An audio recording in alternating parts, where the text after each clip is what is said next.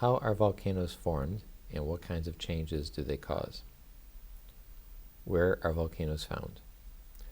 A volcano is an opening in Earth's crust that allows melted rock, rock debris, gases, and steam from deep within Earth to pour or shoot out. Volcanoes are located on every continent, and there are about 1,500 volcanoes considered potentially active around the world.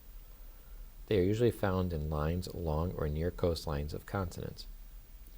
Most volcanoes are formed close to the boundaries or edges between a denser oceanic plate and a less dense continental plate. How are volcanoes formed?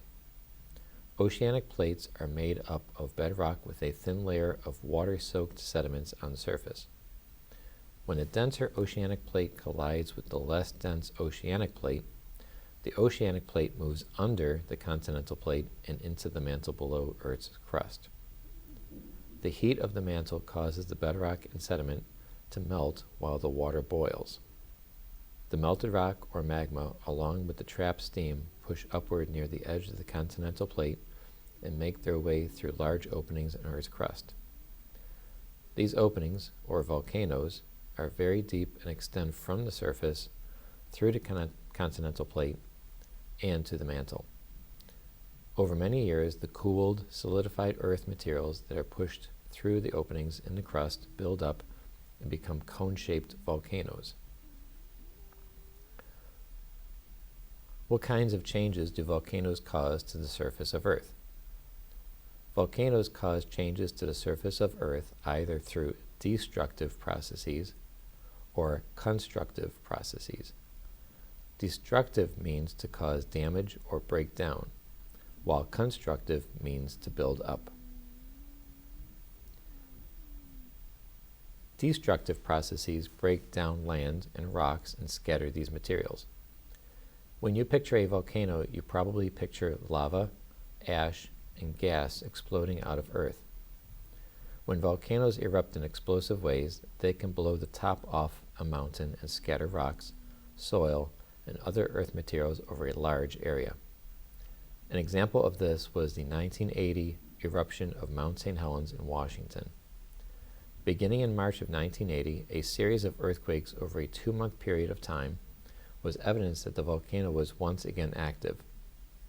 On May 18th, a 5.1 magnitude earthquake caused the entire north face of the mountain to slide away, causing the largest landslide in recorded history. This triggered a volcanic eruption that blasted ash 80,000 feet into the air. Over time, that ash was scattered across 11 states and portions of Canada. The combination of the landslide and the violent eruption displaced so much earth material that the height of Mount St. Helens decreased by 1,314 feet. Constructive processes lead to the creation of new land. When volcanoes erupt in constructive ways, melted rock, or lava, flows out over the land and cools.